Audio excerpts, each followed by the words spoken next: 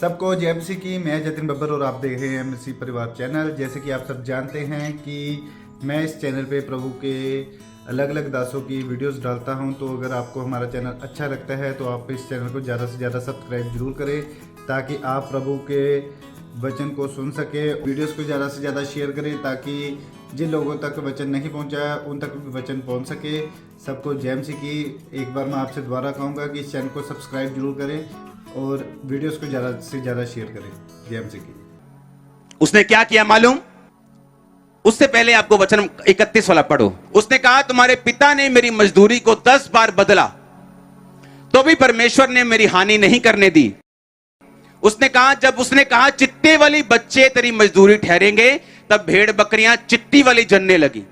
और जब उसने कहा धारी वाले बच्चे तेरी मजदूरी होंगे, तब भेड़ बकरियां धारी वाले जनने लगी। हुआ कैसे ये? हाँ, इसी रीति से परमेश्वर ने तुम्हारे पिता के पशु लेकर मुझको दिए। भेड़ बकरियों के गाभिन होने के समय मैंने स्वप्न में क्या देखा?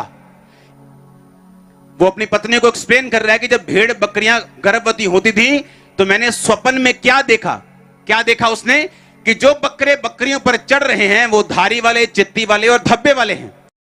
तब परमेश्वर के दूत ने सपने में मुझसे कहा, हे याकूब। मैंने कहा, क्या आज्ञा? उसने कहा, आंखें उठाकर उन सब बकरों को जो बकरियों पर चढ़ रहे हैं देख कि वो धारी वाले, चित्ती वाले, धब्बे वाले हैं, क्योंकि जो कुछ लाबान तुझसे करता है मैंने उसे देखा है। उसने कहा कि मुझे सपने में दूत ने आके बोला कि तेरे पास भेड़ बकरियां कौन सी हैं? उसने कहा, काली भेड़ें हैं, काली भेड़ों के पति, काली बकरियां, काली बकरियों के पति। उसने कहा, नहीं, तू दर्शन देख कि जो बकरे हैं वो काले नहीं, वो चित्ती वाले हैं। कब? जब उसका मामा आके बोला, ओए अब से चित्ती वाले, जिन्ने चित्ती वाले होंगे वो तेरी तनख्वाह। ठीक है। रात को सो रहे हैं और दूध सपने में आके बोलता है कि दर्शन में कि जितने बकरे बकरियों के ऊपर हैं वो चित्ती वाले हैं, पर है वो कौन से थे? काले। पर दर्शन में क्या देख रहा है? वो कौन से हैं? और जब सुबह उठता था और 2 महीने 3 महीने बाद जो बच्चे पैदा होते थे वो चित्ती वाले होते थे। सुनो मेरी बात। लाबान आता था, लाबान क्या हुआ? अरे चित्ती वाले कैसे पैदा हो गए? नहीं नहीं नहीं, ये कोई डीएनए में गड़बड़ हो गई है। अब चित्ती वाले नहीं, अब जितने धारी वाले होंगे वो तेरी तनख्वाह है। वो जैसे ही सपनों में सोया, दूत आया, बोला, अब तू देख दर्शन में कि जितने बकरे चढ़ रहे हैं वो धारी वाले हैं। 2 महीने बाद धारी, 3 महीने बाद धारी वाले बच्चे पैदा हो रहे हैं। उसका मामा आके फिर देख रहा है, ये क्या हो रहा है? धारी वाले कैसे हो रहे हैं? नहीं, ये कुछ अब की बार कुछ लोचा हो गया, केमिकल लोचा। हाँ, अब जितने डॉट वाले बच्चे होंगे वो तेरे होंगे। और कितना कहता, 10 बार उसने मेरी मजदूरी को बदला, 10 बार मैंने दर्शन देखा और वही बच्चे पैदा किए जो मुझे चाहिए थे। इमेजिनेशन। अगर शैतान के दूत, अगर शैतान के लोग इमेजिनेशन करके कुछ लेवल की हीलिंग दे सकते हैं, जादू कर सकते हैं, टोना कर सकते हैं, छड़ी को सांप बना सकते हैं, आप जिसके पास पवित्र आत्मा है वो सोचो आप क्या नहीं कर सकते। सुनो, हमारी इमेजिनेशन छोटी होने के कारण परमेश्वर हमारी जिंदगी में वो काम नहीं कर पाता जो वो सच में चाहता है कि हो, क्योंकि उसे डिस्कवर करना, उसे खोजना, ये परमेश्वर का काम नहीं, ये आपका काम है। अगर आप अपने आप को कम समझोगे क्योंकि आप फलानी जाति से हो, मैं तो छोटा हूं जी, मैं तो बहुत गरीब हूं जी, मेरा तो गोत्र बड़ा छोटा है जी, अगर आप इसी तरह सोचते रहेंगे आप कभी बड़े काम नहीं कर सकते। क्योंकि परमेश्वर ने जब आपको बनाया उसने कोई जाति नहीं बनाई, कोई गोत्र, कोई कास्ट नहीं बनाई, उसने आपको बनाया। अब मत सोचो यहां लाखों लोग, हजारों लोग बैठे हैं, दुनिया में लाखों लोग। आप ये सोचो परमेश्वर ने सिर्फ आपको बनाया और अपने जैसा बनाया, और आप वही कर सकते हो जो परमेश्वर कर सकते हैं। जितने चर्च की ग्रोथ आप देखते हो ये सब मेरे इमेजिनेशन में थी। जो आप बनता हुआ देख रहे हो ये इमेजिनेशन में था। बाइबल कहती जब वो सपने में देख लेता था तो सुबह उठ के क्या करता था? कुछ छड़ियां लेता था, उन्हें बीच से अगर धारी वाले बच्चे चाहिए तो छड़ियों को छीलता था, ऐसे छील देता था, ऐसे छील देता था, और इन्हें धारी वाला बना के इन छड़ियों को बकरियों के सामने रखता था। जब वो उसे देखकर पानी पीती थी वही बच्चे पैदा करती थी। इमेजिन करो आप। और हर बार जब उसकी मजदूरी बदली जाती थी, हर बार उस मजदूरी को वो अपने फायदे में बदल लेता था। अगर हम अपने परमेश्वर को छोटा समझेंगे, वो छोटा है। गरीब समझेंगे, वो गरीब है। सर्वशक्तिमान समझेंगे, वो सर्वशक्तिमान है। सब कुछ कर सकता है तो सब कुछ कर सकता है, थोड़ा कर सकता है तो थोड़ा कर सकता है। जैसा आप उसे समझेंगे वो वैसा आपकी लाइफ में काम करेगा। अपने कामों को यहोवा पर डाल दे, तेरी कल्पनाएं, तेरी इमेजिनेशन। अब वो लेडी कल्पना बना के बैठी कि मेरी बेटी आ रही, मेरी बेटी आ रही, मेरी बेटी आ रही, मेरी बेटी आ रही। तौबा कर ली। रोज शाम को प्रार्थना करते वक्त जब बैठती थी तो एक्सपेक्ट करती थी कि किसी दिन मेरे दरवाजे पे ठक ठक होगी, किसी दिन मेरे दरवाजे पे नॉक नॉक होगा। और एक दिन सच में नॉक हुआ। दरवाजा खोला, उसकी बेटी सामने खड़ी थी। जब सामने खड़ी तो उसे, उसकी बेटी के दिल में जो था कि सुसाइड करने वो जा रही थी। उसकी मां पीछे इमेजिनेशन में थी कि मेरी बेटी को परमेश्वर बदल रहा है, और वो थैंक्स कर रही थी, प्रार्थना कर रही थी। और उसने कहा मेरा दिल ऐसा मुझे हुआ कि मरने से पहले मुझे गिल्टी फील हुआ बहुत कि मैंने गलत काम किया और मैं सुसाइड करने जा रही थी, लेकिन मुझे ऐसा लगा कि मैं एक बार अपनी मां से मिल लूं। तो उसके दिल में था कि अगर मैं अपनी मां से मिलूं तो वो बहुत गुस्से वाली है, पता नहीं मुझे स्वीकार नहीं करेगी। अगर वो नहीं करेगी वापिस आ जाऊंगी, सुसाइड कर लूंगी, लेकिन एक बार मैं ट्राई करना चाहती हूं। जैसे ही वो दरवाजे पे गई, उसे नहीं मालूम था उसकी मां बदल चुकी। उसकी मां का माइंड पास्टर ने चेंज कर दिया। जैसे ही उसने दरवाजा खोला, उसकी मां रो पड़ी, उसे गले से लगाया, वो भी रो पड़ी। और आज वो लड़की प्रचारक है, वो लड़की जो वेश्या थी प्रचारक है, आज प्रीचिंग करती पूरी दुनिया में। हालेलुया। अपने कामों को यहोवा पर डाल दे, तेरी कल्पनाएं सिद्ध होंगी। आप कुछ भी कर सकते हैं अपने, अगर आप इस अधिकार को समझें कि जब परमेश्वर ने आदम को बनाया उसने अपने जैसा बनाया। अगर आज परमेश्वर आदम से हटता भी है, अगर आज आदम प्रभु से दूर हो जाए, आदम तब भी किसी लेवल तक यह चमत्कार कर सकता है। आपको मालूम, शैतान की आत्मा के द्वारा। क्योंकि same imagination, same rule devil kingdom में भी, क्योंकि शैतान कॉपी करने वाला है। मूसा सांप बनाया, कहते हमने भी सांप बनाया। क्योंकि शैतान भी स्पिरिचुअल जो रूल्स है वो उन्हें जानता है, समझता है। इसलिए वो डेविलिश म्यूजिक तैयार करता है, डेविलिश जगहों को तैयार करता है। उसे मालूम है स्पिरिचुअल रूल्स क्या हैं। और आज जब आदम इंसान प्रभु से हट जाए किसी लेवल तक, इसी रूल्स के जरिए वो काम कर सकता है। पर उसे यह बात मालूम होनी चाहिए कि उद्धार सिर्फ एक ही नाम के नीचे, उस नाम का नाम, उस नाम को बुलाओ ऊंची आवाज में, कौन सा है? बोलो यीशु, ऊंची आवाज में बोलो यीशु। हालेलुया। जोर से हालेलुया बोलो एक बार, जोर से। अगर आप समझ जाएं आपकी इमेजिनेशन पावर कितनी, आप रोना बंद कर देंगे कि अभी आप कहां पे हैं, सिचुएशन क्या है, बीमारी क्या है, क्या दिक्कत है। अगर आप उस पावर को समझ जाएं जो परमेश्वर ने आपको दी है। इमेजिन करो अगर शैतानी लोग इस पावर से एक लेवल तक काम कर सकते हैं, आप सोचो किस लेवल तक जा सकते हैं। जबकि परमेश्वर का आत्मा आपके पास है। अब इंसान की आत्मा को चॉइस करने की, वो शैतान की आत्मा के साथ काम करना चाहता है या वो परमेश्वर की आत्मा के साथ काम करना चाहता है। एक जादूगर जो सांप को, छड़ी को सांप बना रहा है, हो सकता है अपनी लाइफ में हर तरफ वो फेल हो, बस वही पावर उसके पास। लेकिन जब आप उसको सांप बनाएंगे, आप चारों तरफ से सक्सेसफुल होंगे साथ साथ। क्यों? क्योंकि आप परमेश्वर की आत्मा से जो काम कर रहे हैं आप उसमें सुरक्षित भी हैं।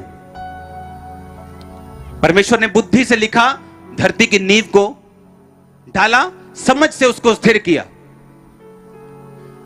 और वही बुद्धि परमेश्वर ने आपको दी। और बाइबल कहती है जब आप परमेश्वर का डर मानते हैं, पाप से दूर रहते, शराब से दूर रहते, व्यभिचार से दूर रहते, खिलाफत से दूर रहते, निंदा से दूर रहते, बाइबल कहती है वो बुद्धि आप में होती। और वही बुद्धि अगर आप में है, वो विजडम आप में है, वो विजडम आपको लीड करेगी कि आप इमेजिनेशंस को अपने हार्ट में रखें, और वो आपकी अगुवाई करेगी उन्हें पूरा करने के लिए भी। अब आपने पावर तो समझ ली कि इमेजिनेशन क्या कर सकती, कल्पनाएं सिद्ध कैसे हो सकती। आपने ये तो समझ लिया कि ये हो सकता है, मैं इमेजिनेशन के थ्रू हीलिंग ले सकता हूं, डिलीवरेंस ले सकता हूं, बढ़ सकता हूं। लेकिन अब आप याकूब की तरह छड़ियां छीलोगे? क्योंकि उसको तो बकरियों की प्रॉब्लम थी, लेकिन आप बकरियों की प्रॉब्लम से नहीं आए हो, हाँ या ना? अब आपको कौन बताएगा कि आपकी सिचुएशन में आप क्या करें? याकूब को तो मालूम है कि आज उसका मामा मजदूरी बदल गया, कि बोलता है धारी वाले बच्चे तेरे होंगे। उसने छड़ियां धारी वाली करके उनके सामने रख दी, क्योंकि उसको दर्शन आ चुका था, दूत उससे बात कर चुका था। मैं कह रहा हूं, आपको कैसे मालूम कि आप क्या करेंगे? अगर आपको सेवा में बढ़ना है, आप क्या करेंगे? अगर आपको हीलिंग में बढ़ना है, आप क्या करेंगे? अगर आपको परिवार का उद्धार चाहिए, आप क्या करेंगे? आपको यूज होना है प्रभु के लिए, आप क्या करेंगे?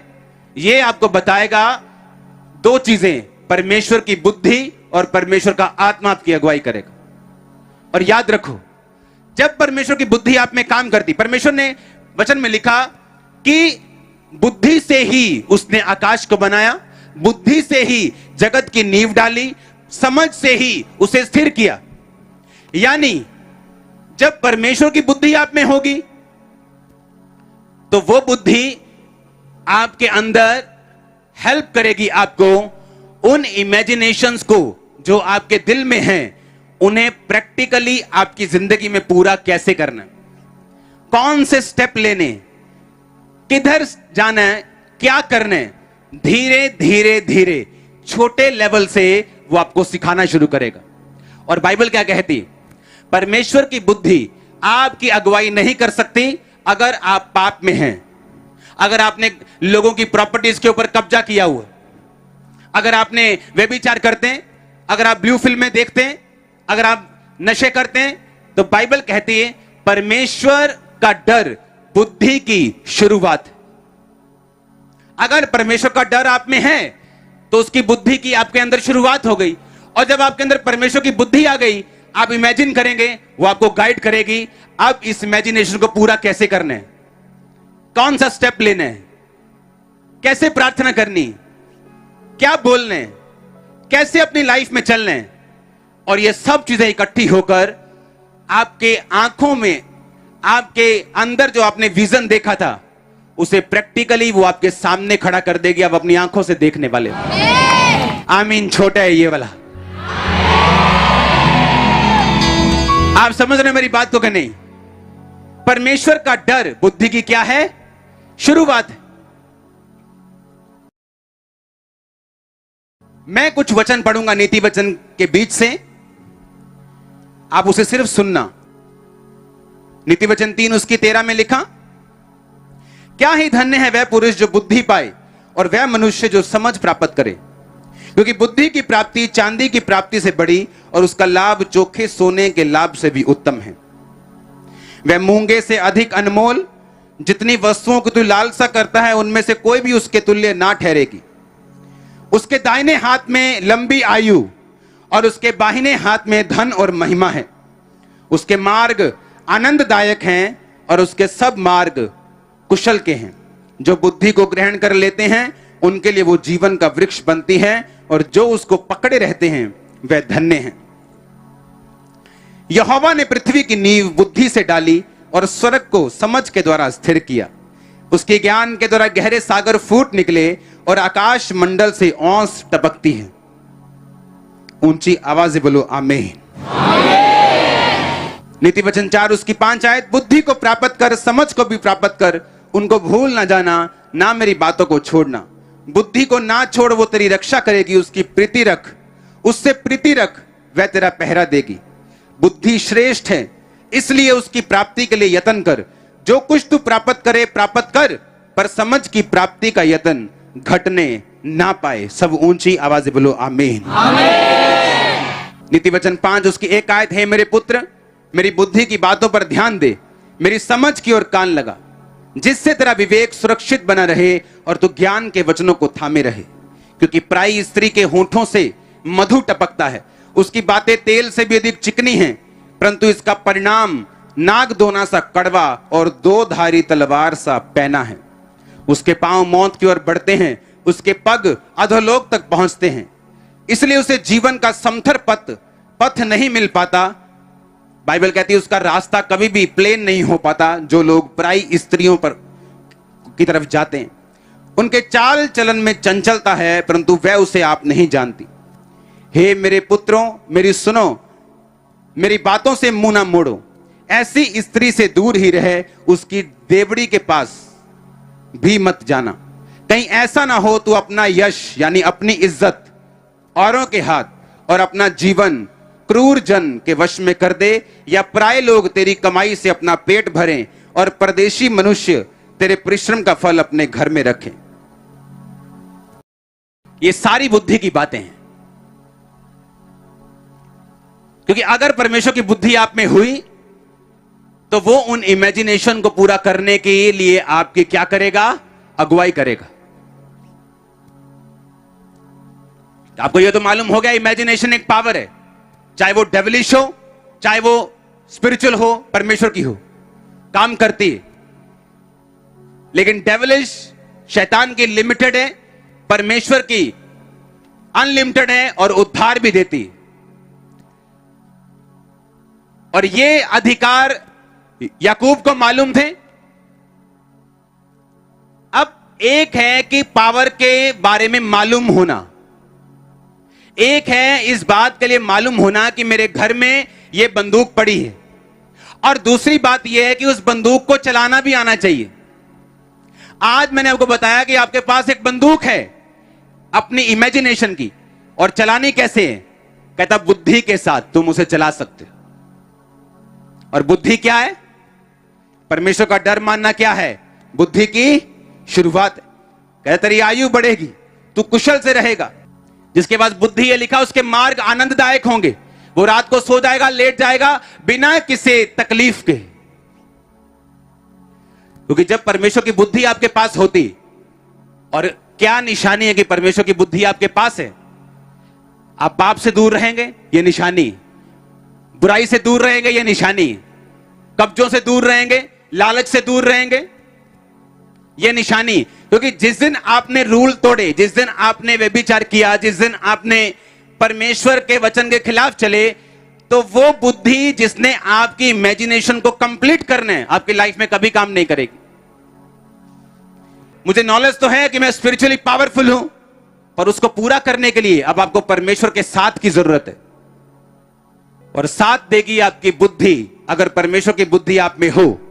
और वो तब होगी जब आप परमेश्वर के वचन पे चलेंगे। मैं एक क्वेश्चन आपसे करता हूं, अगर याकूब चोर होता और यह सोचता कि अगर उसने मेरे साथ गलत काम किया, मैं भी उसको बताऊंगा, मैं भी चोरी करूंगा, तो क्या परमेश्वर की बुद्धि काम करती वहां पे? बोलो। क्योंकि परमेश्वर की बुद्धि तब काम करती है जब आप वचन पे खड़े हैं, तब वो आपकी अगुवाई करेगी कि तेरे मन में जो इमेजिनेशन तूने बना के रखी, इसको पूरा करने के लिए वो आपको तरीके देगा, इसी दुनिया के आत्मिक और शारीरिक दोनों, और आप अपनी मंजिल की ओर बढ़ते जाएंगे। क्योंकि मैं परमेश्वर की बुद्धि आप में वास किए हुए देख रहा हूं। आज मैं ऐसे लोगों को जानता हूं, ऐसे पास्टर्स को जानता हूं। जब मैं एक विश्वासी था और पास्टर्स के साथ पास्टर्स मीटिंग में जाया करता था, वहां वो अपना विजन शेयर करते थे कि मेरा विजन 90,000 लोगों का है, मेरा विजन 1 लाख लोगों का है। और तब मैं बैठ के बहुत इंप्रेस होता था, वाह क्या विजन है। जैसे लूत अपने दिल को दुखी करता था ना, ऐसे विजन होता था। मैं पास्टर बन गया, उसके बाद मैंने सेवा शुरू की, सेवा बढ़ गई। 17 साल हो गए मुझे देखते, वो अभी भी उन्हीं 100 लोगों में। बताइए क्यों? आपकी अकेली इमेजिनेशन, विजन कुछ नहीं कर सकता जब तक आप में परमेश्वर की बुद्धि काम नहीं करेगी। और परमेश्वर की बुद्धि किसमें है, कैसे मालूम होगा? वो वचन पे चलने वाला होगा। आज एक गलती हो जाए किसी से इंटरनेट के ऊपर, आप पास्टर्स की जुबान देखो जो नीचे उन्होंने कमेंट किए होते हैं उस बंदे के खिलाफ। उसने तो गलती की है, उसे तो शायद परमेश्वर ने उसी घंटे माफ कर दिया होगा, लेकिन तुम्हारी गलती उससे भी बड़ी है और तुम नहीं जानते तुम क्या बोल रहे हो। अगर मैं भी इंटरनेट पे जाके उसे बोलने लग जाऊं, तूने ये किया है, तू शैतान है, तू ये है, कोई भी गलती कर सकता है, वो भी इंसान है। लेकिन उसका मतलब क्या? आप उसकी गलती को एक प्लेटफॉर्म बना लेंगे अपनी जेलसी को, कि ऐसे करने से जय मसीह थी, आप क्रिश्चियन बन जाएंगे। आप क्रिश्चियन होते हैं अपने शब्दों से। जब आप बोलते हैं, परमेश्वर ने कहा सदूकी फरीसी, कहता तुम कब्रों के समान हो, ऊपर से सुंदर हो, शानदार, कहता उनको खोल के देखो, अंदर से तुम गले हुए हो, तुम बदबूदार हो।